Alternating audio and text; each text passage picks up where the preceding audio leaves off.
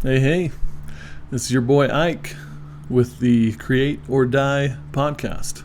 Coming at you again, throwing some video into the mix. So if you want to watch me talking to the screen, go ahead and head on over to YouTube, Create or Die, and you'll see that. Those of you only in audio land, hope it's still a good experience. Wow. A lot going on. We're right there in the midst of holiday season. People are being generous and doing all the good things. My son and I went snowboarding yesterday here in Utah, greatest snow on earth, so definitely some good things happening. Now, as part of the holidays, you may have some creatives on your list, and you may not know what to get them. I got something for you. You head on over to createordie.net. Can't guarantee that the merch will arrive on time for Christmas, but if you act quick, the sketchbooks from Amazon, if you're a Prime member, there's a good chance you'll get that in time. So. Or, maybe you need a Happy New Year gift.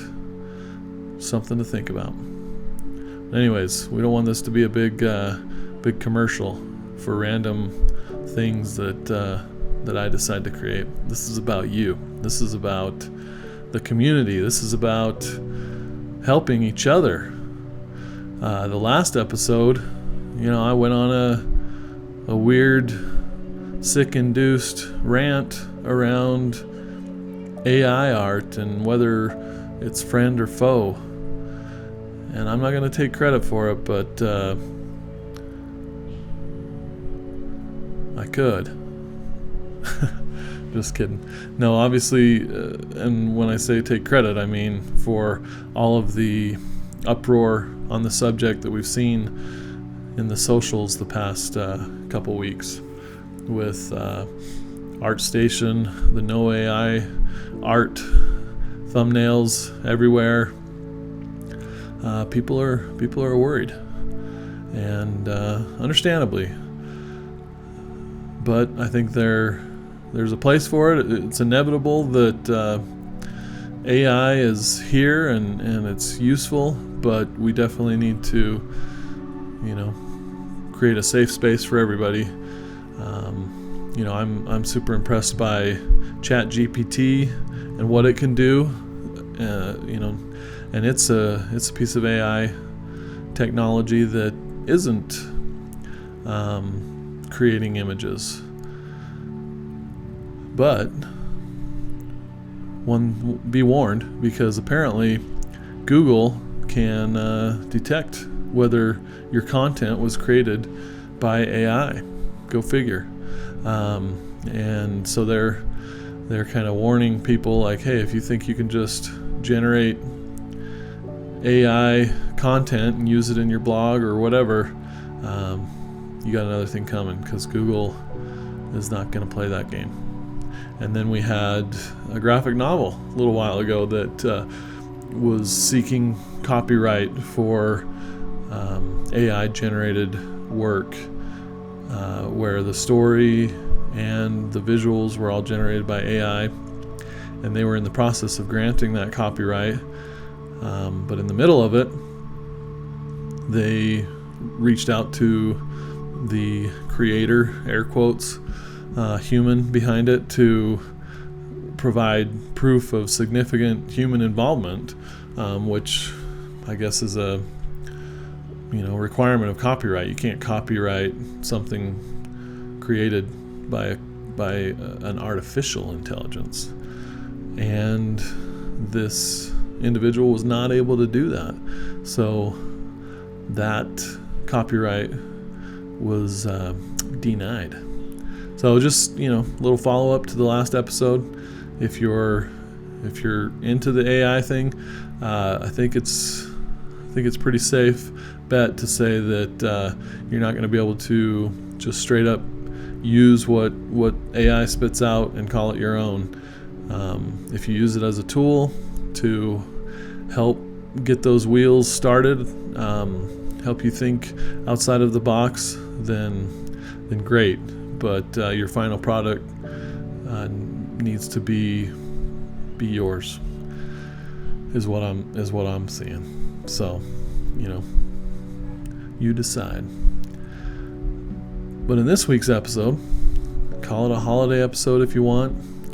I'm not gonna, tell some holiday story or something like that, but rather talk about some books. Let's get analog, like physical books, drawing books, art books, creative books, and my top 3.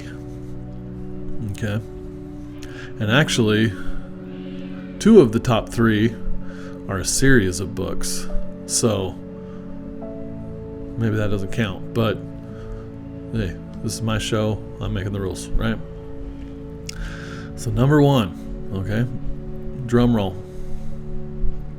Drawn to Life, Volume 1 and 2. Drawn to Life by Walt Stanchfield.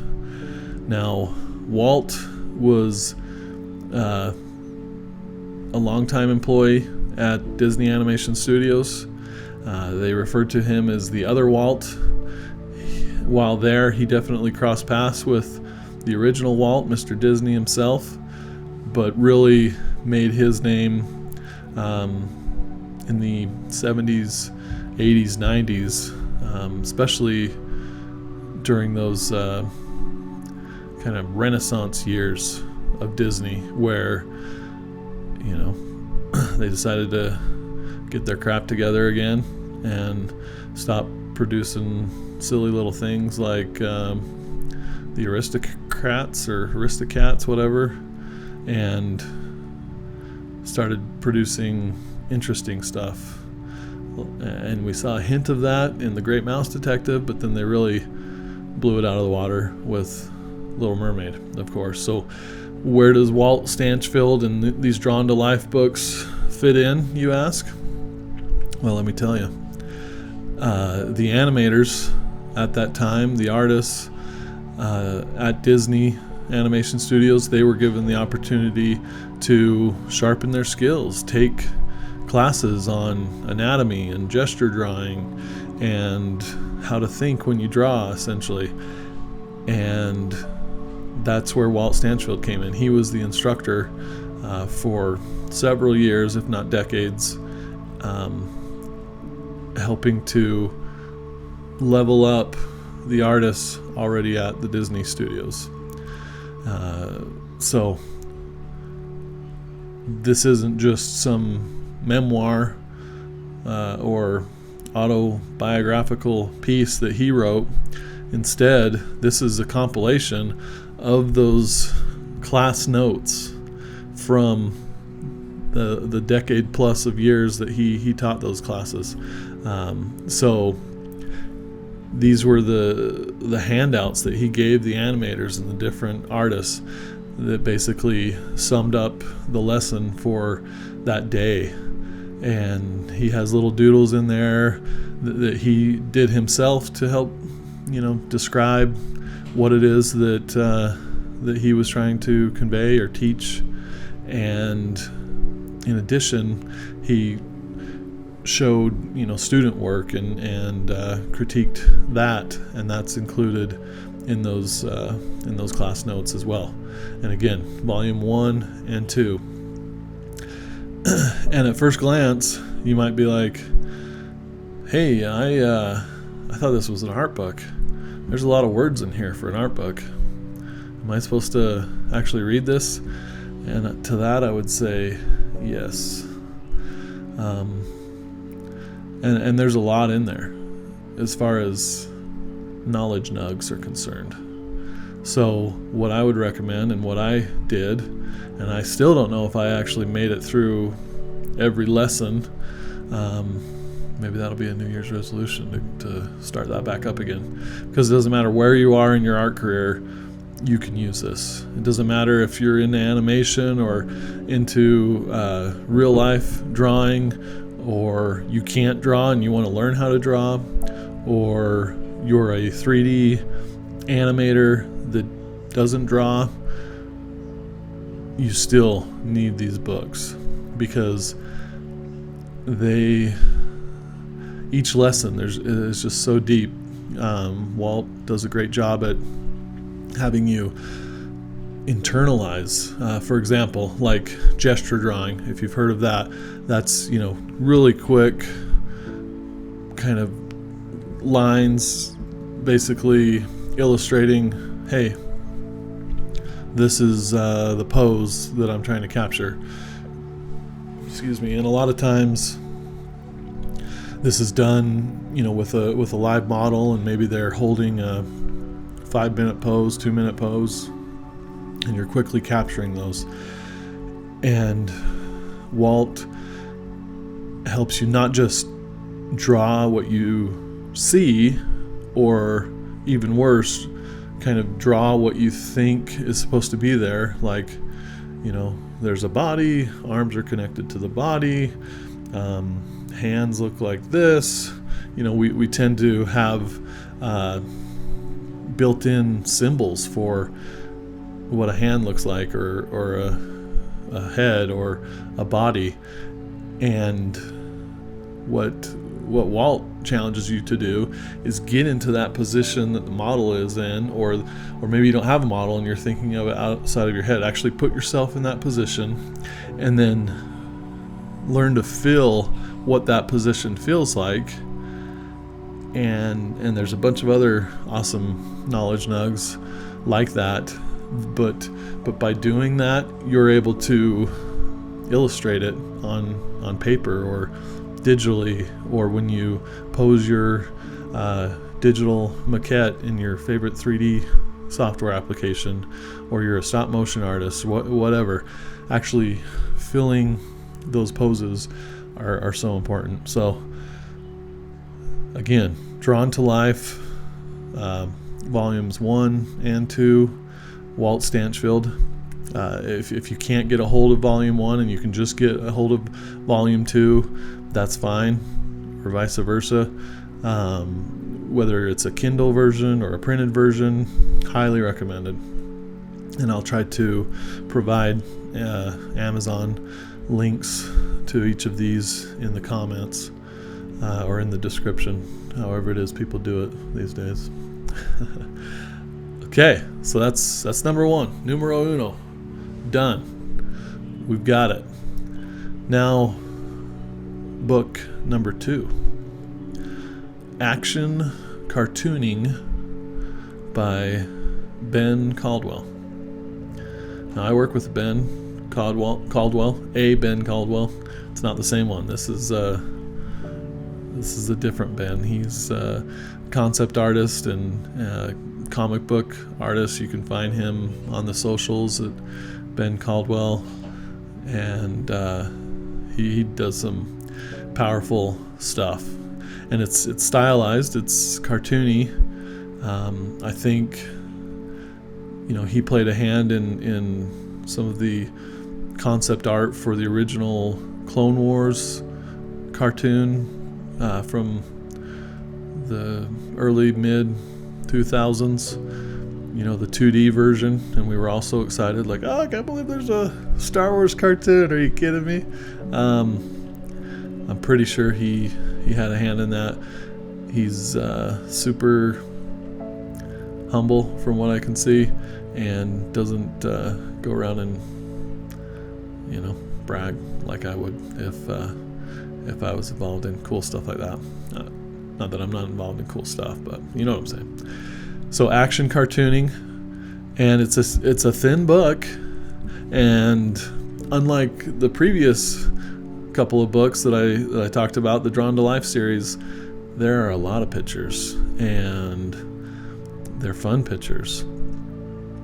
They are super helpful. And again, if you're looking to be a cartoonist, an animator, a comic book artist, someone who draws stylized stuff, then yeah, it's a no-brainer. But again, I think there's things in there for those who want to draw realistic stuff. Want to draw a horse. You can look at a picture and draw that horse, or you can use these techniques for foreshortening and perspective and overlapping that really make it that much easier. And I'm not trying to kid you. Any of these books, you're not going to buy it and all of a sudden become an artist if you weren't one, or if you haven't been working towards that for a long time. But they may help, unlock some ideas that you hadn't thought of before, which is what's happened to me. This action cartooning book is one that I've probably purchased 4 or 5 times. And you think, why do you need 4 or 5 copies of the same book? I don't. What's happened is I've recommended it over the years. People have asked about it. I've loaned it out, and they've been like, oh yeah, I still have that at my house. I got to get it back. And I'm like, no, you keep it.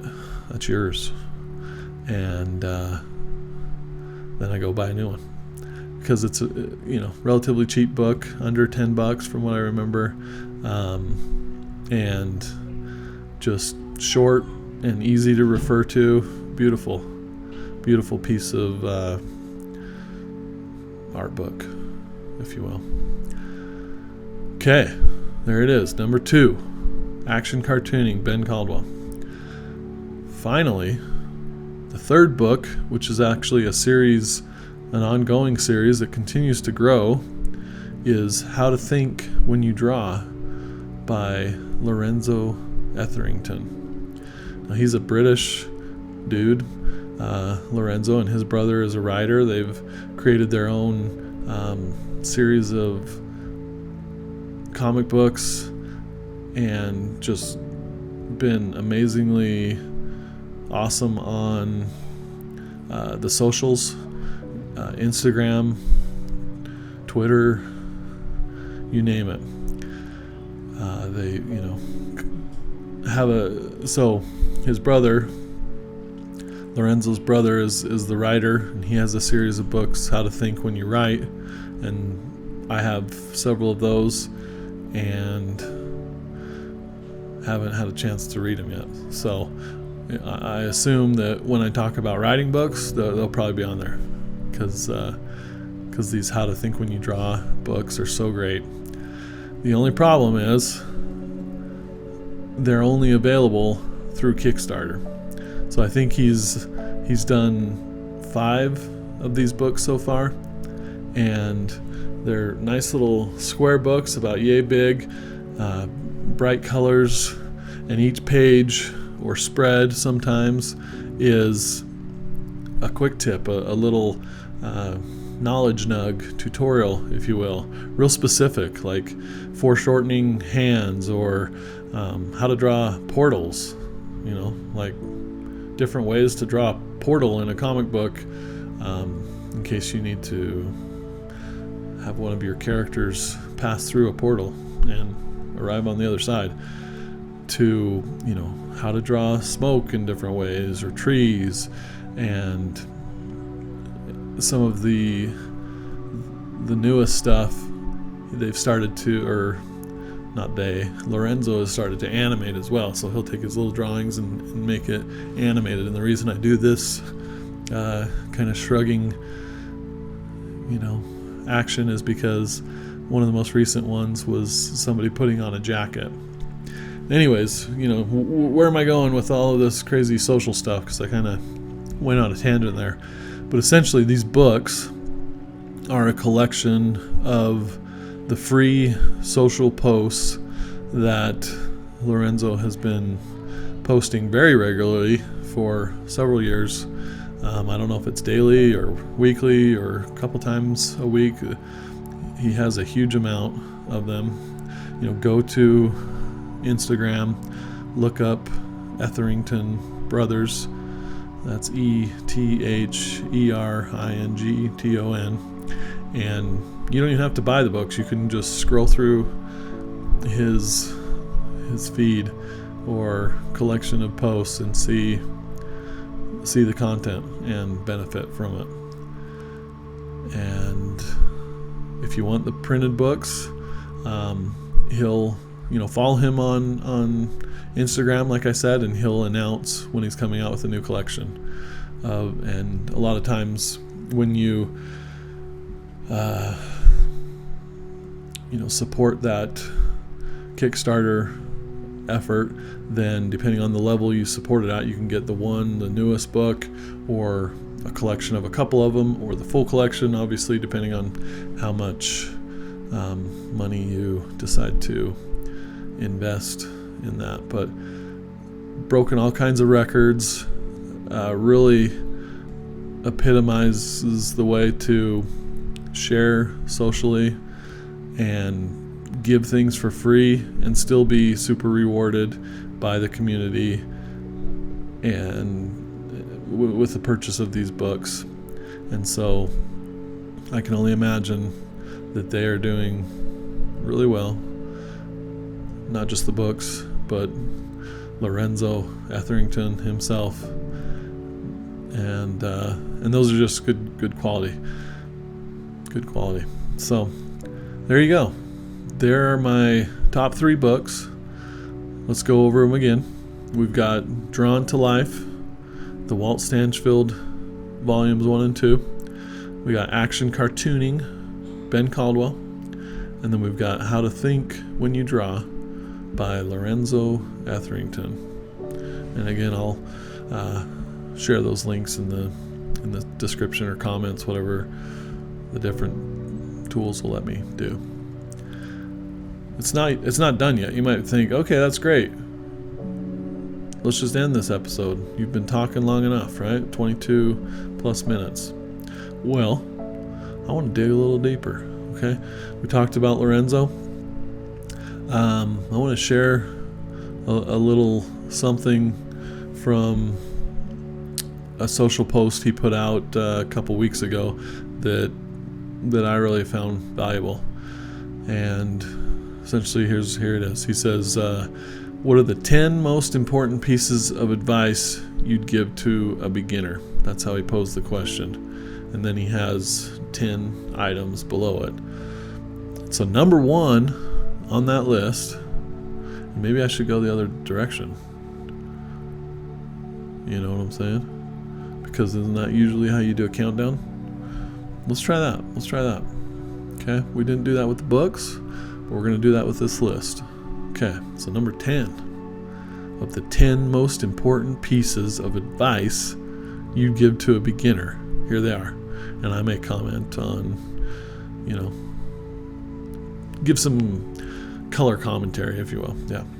So number 10, the fact that you're willing to work at something you can't do yet is everything you need to succeed. Okay, so we could stop there. And that is a good one. So as a beginner, so I'm a beginner podcaster, for example. And here we are, episode 12.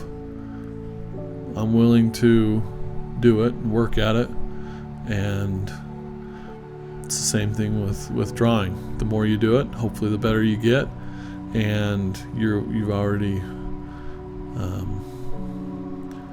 won half the battle or something like that. Okay, so that's number 10. Number 9, don't worry about what anyone else is doing. And this is a big one, whether you're a beginner or a long time struggler of seeking after that path of artistic perfection, which is a bucket I'd put myself in, is not worrying about what anyone else is doing. Because the socials, they have a tendency to do that. You get on there, you see these amazing pieces of work that people are putting out, and you go and you look at their collection of posts, and everything just is so beautiful. And you look at it from a distance and you just see the beautiful colors and quality. And then you look at your own feed, your own collection of posts, and you say, okay, there might be one or two decent things, but the rest of them is just a bunch of hurried sketch, quick concept that maybe I thought was okay to post at 1 a.m, but now that I've had the benefit of sleep, I wonder why I posted that. And that's a topic for another episode, is about the socials and the hustle and the rat race that is. But yeah, don't worry about what anyone else is doing. You're just in competition with yourself. Totally agree with that. Okay, number 8. Having time to draw is precious. Make the most of it. Agreed. Depending on where you're at on your journey, whether you're a student, someone who's employed, someone who has a family, someone who has commitments outside of work and home, it can be hard to find time to draw. That's a good one. Number 7, you don't need expensive art materials to be a great artist. It's true. It's hard to believe. I remember as a kid, being into art and being in 4th or 5th grade and having people compliment me on what I was able to do. But then I remember one kid, he had an older brother, and he would show me some of his stuff every once in a while, like cars that were just seemed unreal, like they were airbrushed or something. And this is coming from a child, so maybe they weren't airbrushed, but the way he caught the reflections and whatever, just super cool. And I remember my mom telling me that, or my dad, or both, I don't know, that that's just not possible without the right tools and airbrush or whatever. And I, that felt good. I'm like, okay, well, maybe I am as good as this older brother. If only I had the tools to use, I could prove it. But in the meantime, we'll just resign to the fact that I don't have those tools. But what I've learned since then is not the case. You can, with crayons and butcher paper, do something amazing. And with different techniques of rubbing your palm on the crayons to help smooth them out or whatever. And this may be a really bad example, but it is possible to still create something awesome.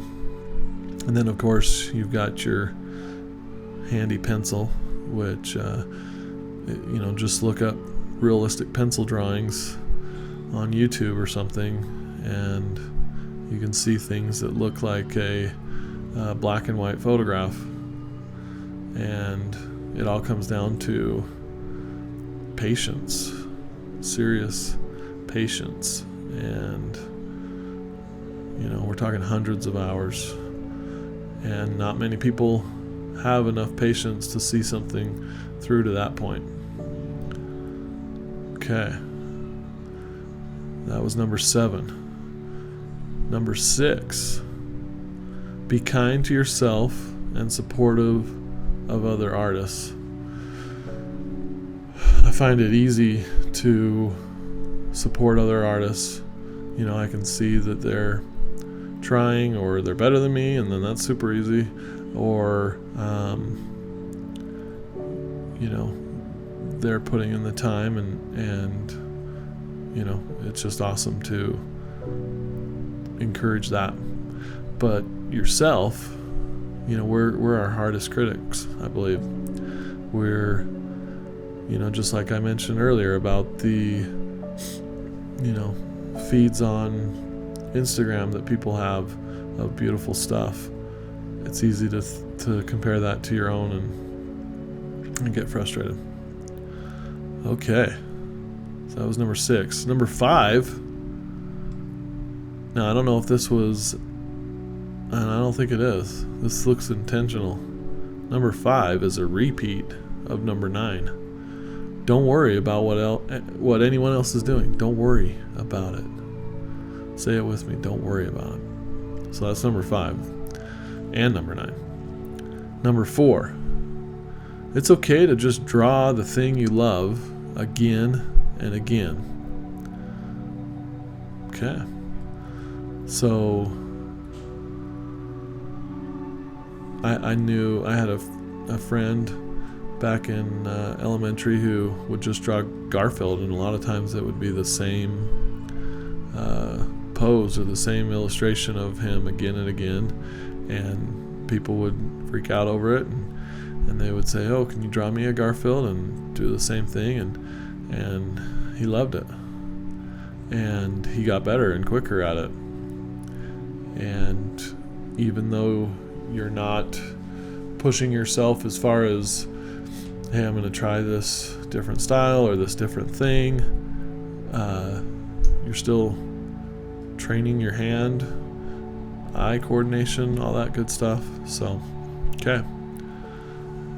It's okay to draw the thing you love again and again. Number 3, gather as much reference as you can. So, this ties into what I talked about in the previous AI episode as well, where if you use AI as a way to generate reference material, that's a good way to use it, in my opinion. And back in the day, it was magazines, and we would clip out magazines and just have a ton of it. You want to draw a specific truck, you can't say that, hey, this is a 1992 Ford F-150 and it looks like something totally different. You need to know what are the stylings of that, or you want to draw a specific animal, you can do a symbol of an animal, or really kind of crude drawing of that animal from your head. But if you really want to capture that animal, you're going to need reference. And there's exception to all these rules. Someone who has drawn a Labrador retriever from every angle for thousands of hours, there's a good chance they no longer need reference material. They can just draw that and have it look photorealistic from memory. But they had gathered a ton of reference. I mean, that's why when we go to art school, we take anatomy classes, the life drawing classes, where you're drawing nude or clothed models from multiple angles and poses again and again. And not only are you learning to draw them or draw what you see, but you're learning about proportions and anatomy and skeletal and muscular goodness. That's all reference. It's not clipped out magazine pieces or a feed in Pinterest of your favorite pins or whatever. Instead, that's reference material from the real live subject, which is always a good thing, no question. Okay, moving along. That was number 3. Number 2, surprise, surprise, a three-peat. Don't worry about what anyone else is doing. I love that. Drum roll. Come on. Maybe I'll add that in post. But number 1 on the list of what are the 10 most important pieces of advice you'd give to a beginner is sketch lightly. When we're just beginning drawing with a pencil or a pen, we're not trained to draw lightly. I mean, it seems like we want to just press hard and make the best, darkest mark possible. But if you make a mistake and you go to erase that, it's not going to erase, or it's going to create a big gray smear, or it's going to rub a hole through your paper. Okay? So, yeah, sketch lightly. And what are some other reasons to do that? If you see some of my videos where I'm drawing, whether it's with a pencil or a pen even, because with ballpoint pens you can kind of get different levels of darkness depending on how hard you press. And what I'll do is sketch something out, and it's almost like you're trying to uncover the real version of that person or vehicle or animal or environment, whatever it is you're drawing.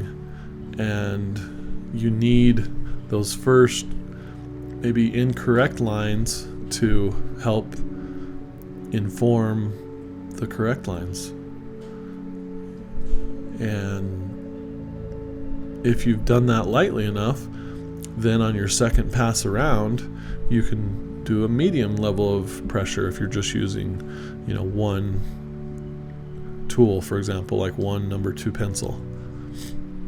Without erasing, you can do another pass and pick the lines or create new ones that will create the image that you're going for. So there you go. There's my thoughts on Mr. Lorenzo Etherington's awesome list of the top 10 most important pieces of advice he'd give to a beginner. And I would echo those for sure. Okay, there it is, another episode, number 12. I hope you enjoyed it. Thanks for getting to this point, listening to my rant, if you will. And I hope something I've said or suggested will help you. And let's just create. Let's just do this thing. Because life's boring if we're not creating. At least that's how I feel. And the question I ask a lot, am I alone? I don't think so. Anyways, until next time, my friends, keep creating. Create or die.